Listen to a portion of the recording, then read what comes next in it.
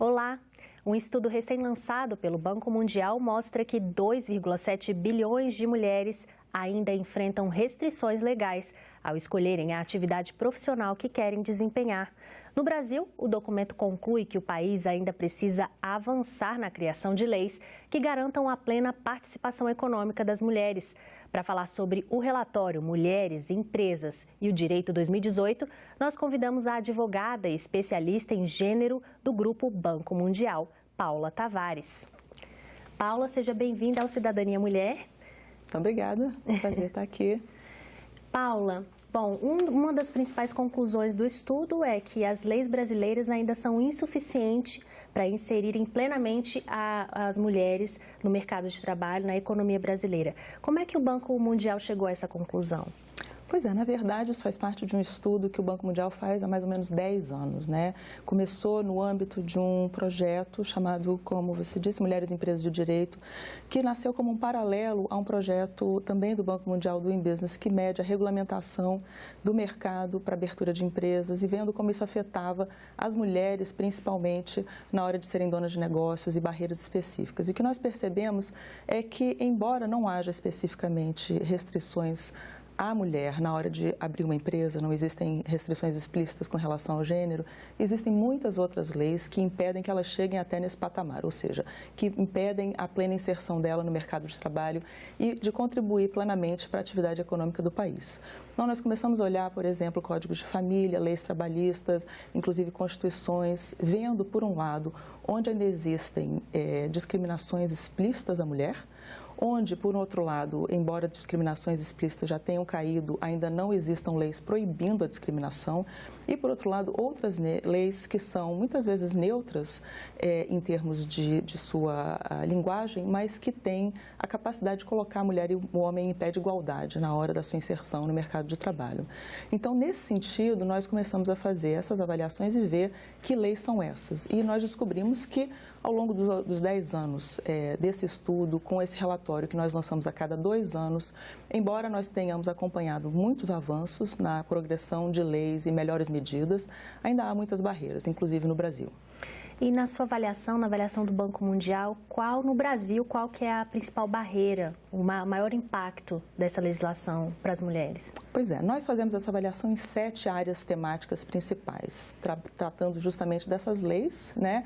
Então, por exemplo, acesso às instituições e a capacidade da mulher de interagir com instituições públicas e privadas, né? Então, por exemplo, em alguns países você vê que a mulher tem dificuldade de obter uma carteira de identidade, tem dificuldade de abrir uma conta num banco, às vezes precisa da autorização do marido para registrar um negócio, para poder trabalhar, né? O marido pode impedir a mulher de trabalhar e várias outras restrições à capacidade jurídica da mulher.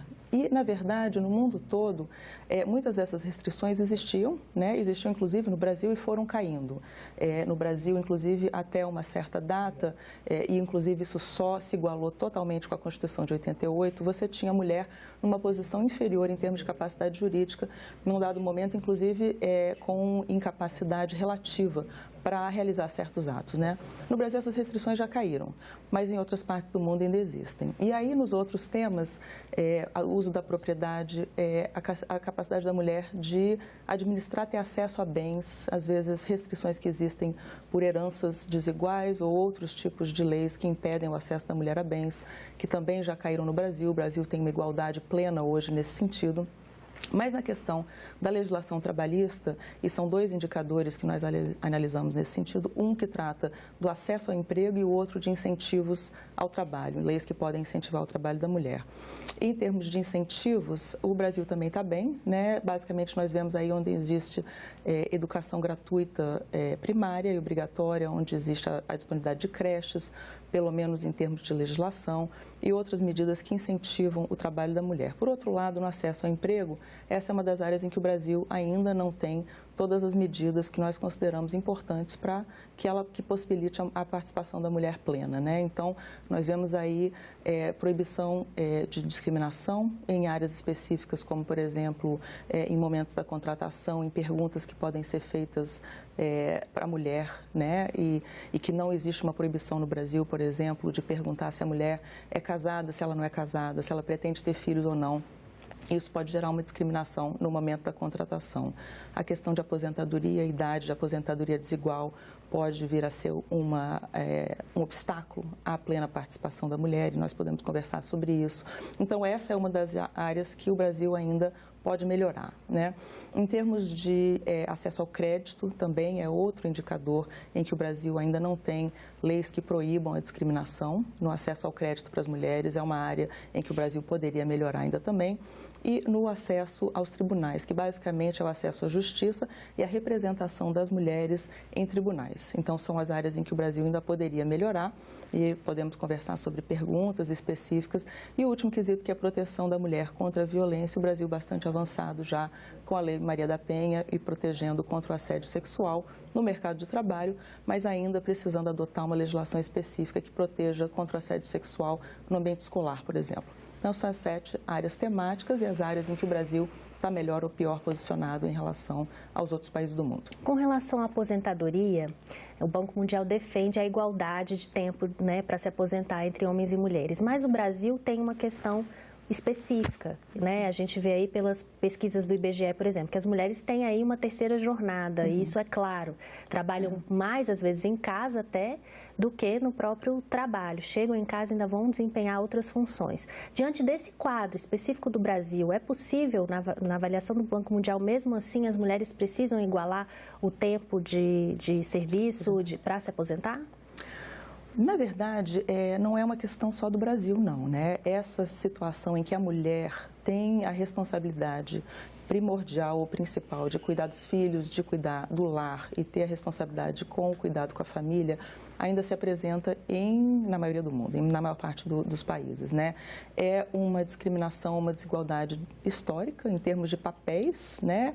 De homens e mulheres, quem tem papéis determinados, né? A mulher, historicamente, era a que cuidava do lar, muitas vezes não trabalhava para cuidar do lar. E o que vem acontecendo é que os direitos das mulheres vêm avançando, a mulher vem se inserindo mais no mercado de trabalho, isso no mundo todo e no Brasil, né? Mas não deixou de ter ainda a responsabilidade desse cuidado. Então, ela é a que desempenha principalmente essas tarefas, e isso gerando a dupla jornada, né? Então, a mulher realmente, aqui no Brasil principalmente, é um dos entraves à participação dela, porque ela acaba tendo que fazer conciliações, conciliar muitas vezes o trabalho com a sua responsabilidade no lar. E isso, em termos de aposentadoria, essa proteção que a gente ainda vê na maior parte do mundo também, né? Essa diferença na idade de aposentadoria entrou no Brasil para compensar justamente esse trabalho adicional da mulher, compensar o fato da mulher trabalhar dentro de casa também, chegar do trabalho, ainda ter que cuidar dos filhos, ainda ter uma segunda, uma terceira jornada muitas vezes, e compensar por esse trabalho reduzindo o tempo de serviço dela. Mas, na prática, o que nós vemos é que isso não vem a compensar, porque não compensa financeiramente por esse trabalho, que é justamente o impacto negativo. Quer dizer, a mulher com uma aposentadoria mais antecipada, ela acaba tendo um tempo de carreira mais curto, né? Então, o tempo que ela tem para avançar na carreira, até para atingir postos e cargos mais altos, de maior liderança, mais bem pagos, que exijam você, enfim, ter experiência ao longo da vida para atingir, ela acaba não, muitas vezes, chegando lá porque ela se aposenta mais cedo. Ela acaba contribuindo menos para o sistema de seguridade social, né, para poder se aposentar. Então, muitas vezes, ela acaba se aposentando mais nova, com uma contribuição menor, com uma renda menor ao longo da vida, com uma aposentadoria mais baixa, então tendo que viver após a aposentadoria com uma expectativa de vida hoje mais longa que a dos homens, mais tempo, com uma renda baixa. Então, o que nós pregamos, na verdade, é que você igualar essas idades, você dá à mulher a possibilidade de ter uma carreira mais longa, né, poder competir em pé de igualdade, inclusive mais adiante na vida, quando você está competindo por cargos de maior liderança ou de maior responsabilidade, se um homem ainda tem 10 anos de carreira pela frente por causa da aposentadoria, a mulher 5, muitas vezes o homem vai ser o escolhido porque ele ainda tem tudo isso, esse tempo para contribuir para o trabalho, né, para a empresa ou para o serviço, e a mulher menos, então isso acaba sendo uma restrição. E seriam medidas, quer dizer, a forma de você compensar é você compensar o trabalho que hoje da mulher não é remunerado, que é o trabalho dentro de casa. Ou, por outro lado, você instituir medidas, que é uma das outras áreas que nós analisamos, que comecem a criar uma maior distribuição, uma melhor distribuição desse trabalho, dessa responsabilidade. Então, uma outra área que nós analisamos é a questão da licença parental, né, os tipos de licença, e outras medidas que começam a incentivar a que o homem comece a ter uma responsabilidade maior e cada vez mais igual à da mulher dentro de casa. E aí você equilibrando isso também em termos da dupla jornada, distribuindo melhor esse trabalho que hoje não é remunerado. Nessa questão da licença parental, inclusive a gente vai fazer uma artezinha aqui para mostrar, o Brasil ainda tem essa questão, né, para desenvolver de acordo com o Banco Mundial. Não há essa divisão da licença parental, né? As mulheres tiram os 120 dias, agora 6 meses em algumas empresas e no serviço público. Mas o que a gente vê aí em países, em outras economias, é uma diferença, porque o pai e a mãe, às vezes, têm um bônus, né, se dividirem essa licença parental, né? Então, a gente vê que na Áustria, eles recebem, o pai e a mãe, um bônus em dinheiro, se compartilharem a licença parental igualmente. Na Itália, eles recebem 1 mês a mais de licença. Se o pai tirar pelo menos 3 dos 12 meses, lá são 12 meses de licença, e no Japão recebem 2 meses adicionais se compartilharem os 12 meses. Então, assim, a gente vê uma diferença. Na visão do Banco Mundial, o Brasil teria que ter uma legislação específica com relação a esses benefícios para a licença parental. Isso ajudaria as mulheres a entrarem no mercado de trabalho com maior facilidade? Justamente. Quer dizer, uma avaliação que nós fizemos é que a existência desse tipo de licença, que é a licença compartilhada, por si só, vem aumentando a participação da mulher no mercado de trabalho. E o motivo é bastante óbvio, quer dizer, é um tipo de licença que promove essa divisão de tarefas, né? Então, libera um pouco a mulher e começa a mudar a mentalidade. O que você vê com esses incentivos, que não são, nem todos os países que têm a licença parental adotam ainda esse tipo de incentivo, mas eles começaram a ser inseridos, porque mesmo alguns países que tinham já adotado a licença parental, permitindo que os pais distribuíssem o tempo e escolhessem, de acordo com a dinâmica familiar, quem tira a licença, o que se percebeu na prática é que as mulheres continuavam tirando a licença, às vezes por mais tempo, e aí acabava gerando um prejuízo maior, porque elas passavam mais tempo fora do mercado de trabalho, fora do trabalho na prática, e aí tinham mais dificuldade de voltar, etc. E o que se percebeu é que era uma questão cultural, mesmo em países mais avançados. Então, os homens podiam tirar, o pai podia tirar a licença, mas não tirava porque uma questão cultural, isso não era bem visto dentro da empresa, outros pais não tiravam, então isso não era uma coisa comum. E aí, com esse tipo de incentivo, o que nós vemos é que são muitas vezes incentivos financeiros ou incentivos em termos de tempo adicional, né? Portugal também tem isso. Portugal, se o pai tirar uma parte dos 120 primeiros dias da licença parental, eles ganham 1 mês a mais para usufruir no final do tempo total. Isso vem incentivando aos pais a tirarem esse tempo.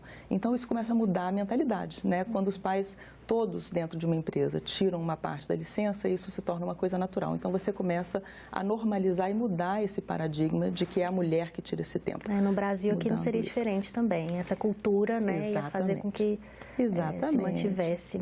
Aí teria que haver um benefício também. A ideia seria criar algum incentivo, ou uma cota. Outros países têm cotas. O pai tem que tirar uma parte, é uma cota que é reservada para o pai.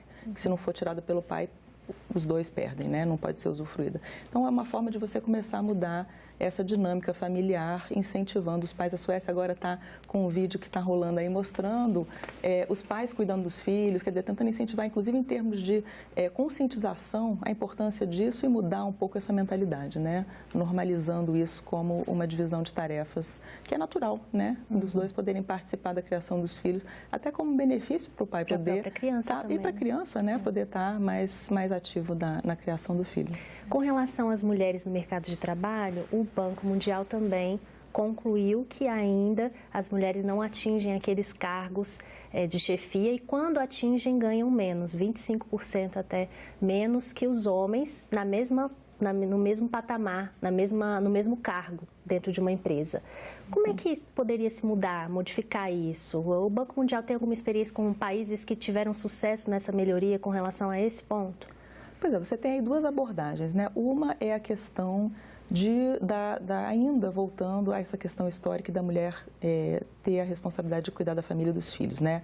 Por causa disso, ela acaba fazendo concessões após ter filhos e quando tem uma família, de abrir mão, muitas vezes, de cargos de maior responsabilidade, né? Abrir mão de, ou muitas vezes não ter condições de ter o tempo necessário, ou ter a disponibilidade que permita assumir esse tipo de posição, né? Cargos, por exemplo, de liderança que exijam que a pessoa, o responsável, possa estar disponível às 7 da manhã ou às 9 da noite para uma reunião, para alguma coisa. E a mulher, sendo, às vezes, a que tem a responsabilidade com os filhos, acaba abrindo mão porque ela sabe que não tem condições de cumprir com esse papel, né? E isso mudando também, ou precisando, ou podendo ser mudado por uma questão de você mudar a mentalidade e a cultura, né? No Brasil, o que nós vemos é que a participação da mulher no mercado de trabalho é inversamente proporcional ao nível dos cargos, né? Então, a participação na entrada é quase igual à dos homens, ainda é inferior, né? 43% de mulheres no total participando da força de trabalho, então ainda uma lacuna a ser preenchida, mas mesmo como elas entram bastante, né, e tenham acesso ao mercado de trabalho, mas não sobem na carreira. Uma coisa que nós temos visto, por exemplo, é você adotar cotas, né, cotas principalmente para os conselhos de administração, ou seja, para os níveis mais altos de empresas privadas, e isso tendo um efeito enorme na participação das mulheres. O Canadá, por exemplo, adotou diretrizes para as empresas negociadas na Bolsa de Valores.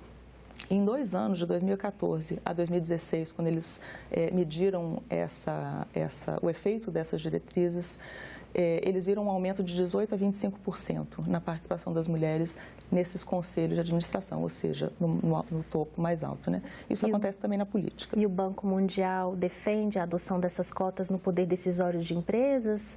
Defende, não, certamente, no poder decisório de empresas e na participação política de mulheres, né?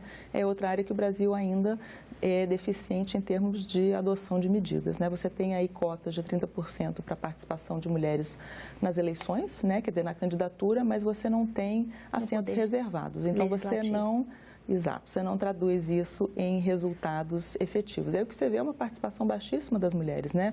De 10,5% no Congresso, na Câmara, né? E 14,7%, eu acho, no Senado. Quer dizer, no total, uma classificação bastante baixa em termos globais da participação das mulheres em cargos políticos no Congresso, né? Inclusive, o último índice de desigualdade de gênero do Fórum Mundial Econômico registrou uma queda no ranking do Brasil, basicamente pela questão da participação política da mulher em cargos de liderança no governo, né? O Banco Mundial, nesse estudo, ele compilou aí informações de 189 países. Isso. O que se vê é que essa questão da falta de cotas, a necessidade de cotas, tanto na política quanto nas decisões das grandes empresas, fica nítido que isso na grande parte dos países acontece também, essa necessidade de uma adoção de cotas, de repente? É o que a gente tem visto, né? Mesmo nos países mais avançados, aliás, foram alguns dos países mais avançados que começaram com a adoção de cotas, né? Principalmente para a participação de política das mulheres, mas também para os conselhos, né? Entendendo que isso uma parte, são medidas de políticas afirmativas, né? De você criar um espaço para a mulher que não existe hoje. Quer dizer, o que você vê é um avanço da participação da mulher, até da ascensão da mulher, mas num ritmo muito lento, por uma desigualdade histórica, né? Nós estamos mais ou menos num equilíbrio histórico de desigualdade que se perpetua, e o que se percebeu em todos esses países é que se você não criar esse espaço por uma cota, por um espaço reservado para as mulheres, o tempo que você levaria para mudar isso seria muito longo, né?